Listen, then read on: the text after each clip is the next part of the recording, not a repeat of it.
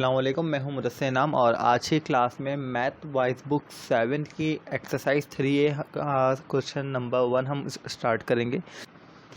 तो question number 1 हमारे पास है, express the following as decimal. जो भी हमारे पास फ्रैक्शन में वैल्यूज दी हुई हैं इसको हमें डेसिमल में कन्वर्ट करना है।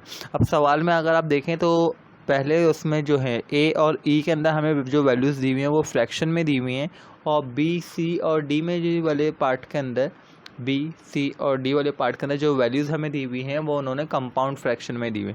तो सबसे पहले हम ए से स्टार्ट करते हैं और फ्रैक्शन वाली वैल्यू को हम क्या करेंगे, डेसिमल में कन्वर्ट करके लिखेंगे। सॉल्यूशन की हेडिंग डालेंगे सबसे पहले। अब जगह कम है तो एक दफ़ा सवाल को मैं वापसी उतारूँगा नहीं, या चलो उतार लेते हैं आपके लिए ताकि आपको समझ में आ जाए कि आपको कॉपी में किस तरह से करना है। आपको करना क्या है, सॉल्यूशन की हेडिंग डालिया हमने, एक दफ़ा सवाल को उसी तरह से उतार लिया है 2/5। ठीक है, अब हमें करना क्या है, रफ़ वर्क। अब ये रफ़ वर्क मैं बार बार मिटाता जाऊंगा क्योंकि एक ही बोर्ड के ऊपर हमें इस सारे सवालात को एक ही वीडियो में कवर करने, तो रफ़ वर्क को मैं मिटाता जाऊंगा। आप लोग अपने रफ़ वर्क को रब नहीं करना है। 2/5 है, डिनोमिनेटर जो है यानी ये जो नीचे वाली वैल्यू होती है इसको हम डिनोमिनेटर कहते हैं, ये आ जाएगी हमारे पास बाहर के हिस्से में, यानी कि 5, और ऊपर वाली वैल्यू जो है वो उसको हम अंदर लिख देंगे। तो 5 और 2, 5 की टेबल में 2 आता है। आपको मालूम है कि 5 बड़ा नंबर है और 2 छोटा नंबर है, तो 5 की टेबल में 2 नहीं आ सकता। इस प्रॉब्लम को सॉल्व करने के लिए हम क्या करते हैं, ज़ीरो लगाकर पॉइंट लगाते हैं। अब जब हम एक पॉइंट लेते हैं इसका मतलब क्या होता है कि हम नीचे सवाल में 3 ज़ीरो तक ले सकते हैं अलग अलग जगहों पर। ठीक है, ये रूल है कि जब आप एक दफ़ा पॉइंट लगा दो तो इसका मतलब ये है कि आप 3 दफ़ा ज़ीरो का इस्तेमाल कर सकते हो अगर ज़रूरत पड़ रही है। तो हमने ज़ीरो ले लिया, पॉइंट लगा दिया। पॉइंट का मतलब है कि हम एक दफ़ा ज़ीरो हम यहाँ पर पुट कर सकते हैं। तो 5 की टेबल में 20 आता है, 5 4 ज़ा 20, और यहाँ पर ये वैल्यू ख़त्म, तो इसका मतलब है कि 0.4 हमारा आंसर हो गया। 0.4 हमारा क्या हो गया, आंसर हो गया। तो हमने यहाँ पर क्या लिख दिया, हमने यहाँ पर लिखा 0.4, ये हमारा हो गया आंसर। यहाँ तक बात क्लियर है। अब बी पार्ट के अंदर हमें क्या दिया हुआ है, हमें वैल्यू दी हुई है कंपाउंड फ्रैक्शन में। तो सबसे पहले हमें क्या करना पड़ेगा, इस कंपाउंड फ्रैक्शन में से जो कंपाउंड फ्रैक्शन की वैल्यू है इसको फ्रैक्शन में कन्वर्ट करनी पड़ेगी। कैसे कन्वर्ट करते हैं, ये हमारे पास वैल्यू आ गई -1 3/10।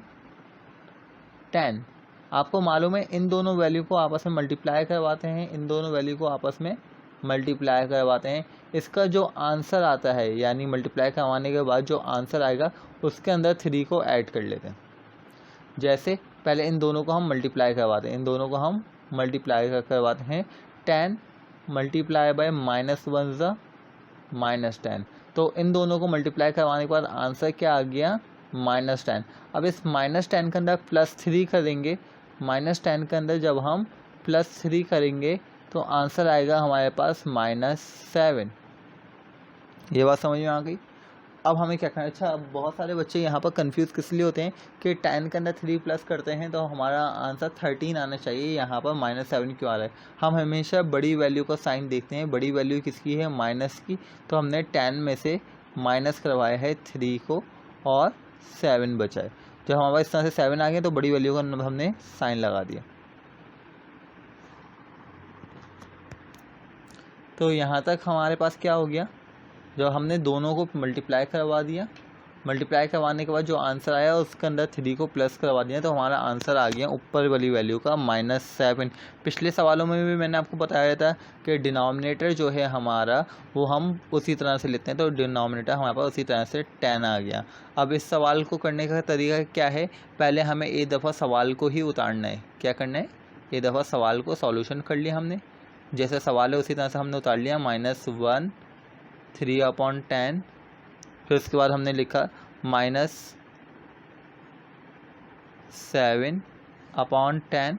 अब 7 और 10 आगे ऑफ, अब हमें क्या करना है, इसको डेसिमल में करना है।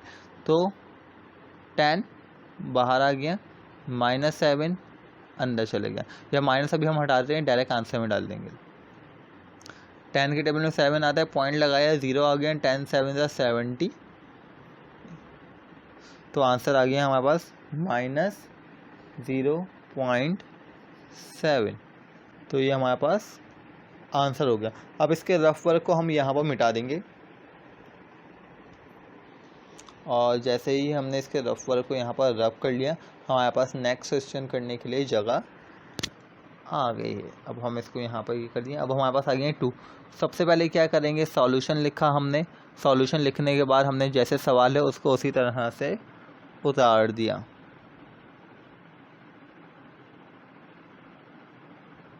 20 2 ज़ा 40 माइनस 20 मल्टीप्लाई बाय -2 ज़ा -40 -40 + 7 -33/20।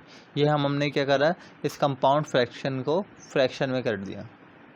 अब हमें क्या करना है, डिवाइड करना है। डिवाइड किस तरह से करेंगे हम, 20 यहीं पर ही हमारे पास मौजूद है और 33 हमारे पास अंदर जा चुका है। तो 21 ज़ा 20, 20 में से गए तो हमारे पास बचा 13। अब 13 20 के टेबल में नहीं आता, हमने पॉइंट लगा दिया तो ये 0 आ गया। 26 ज़ा 120, फिर यहाँ पर बचा 10। 10 के टेबल में 20 के टेबल में 10 नहीं आ सकता, तो हम पॉइंट पर कितने 0 ले सकते हैं, 3। एक 0 हमने यहाँ पर ले लिया था, एक 0 हमने यहाँ पर ले लिया। 25 ज़ा 100। सवाल सॉल्व। अब हमें एक और 0 लेने की ज़रूरत नहीं, तो आंसर आ गया हमारा 1.65 और आगे लगा देंगे माइनस का साइन। तो ये हमारे पास आ गया है इसका आंसर। अब डी पार्ट में चले रहे हैं। डी पार्ट में क्या होता है, 4 टाइम्स 40 और 44 + 3 45 46 47 47/।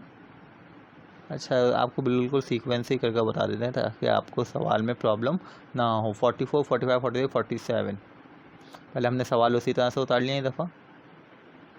फिर आ गया हमारे पास 47/4, और 4 के टेबल में 47 आता है, 4 यहाँ आ गया, 47 यहाँ हमने लिख दिया। 4 10 ज़ा 40, 4 11 ज़ा 44, 3 बच गया, पॉइंट लगाया 0 आ गया।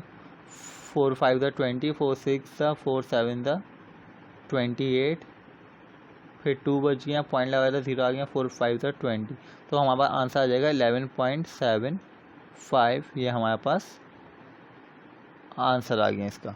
ठीक है, अब हमारे पास ABCD पार्ट हो गया था। अब हमारे पास E पार्ट बचा था, और E पार्ट हमारे पास क्या था, 46/50। E पार्ट हमारे पास यहाँ पर था। मैं एक काम करता हूँ, फर्स्ट वाला रब कर देता हूँ। अच्छा, अगर आपने इसकी स्नैप नहीं ली है तो आप इसकी एक स्क्रीनशॉट ले लें, ताकि हम इसका E पार्ट फर्स्ट वाले को रब करके हम इसका E पार्ट करेंगे। यहाँ पर हमने इसका रफ वर्क यहाँ से मिटा दिया, यहाँ पर इसका रफ वर्क हो जाएगा E वाले सवाल का, और यहाँ पर अब हम इसको रब करने जा रहे हैं। तो 46/50 सवाल है।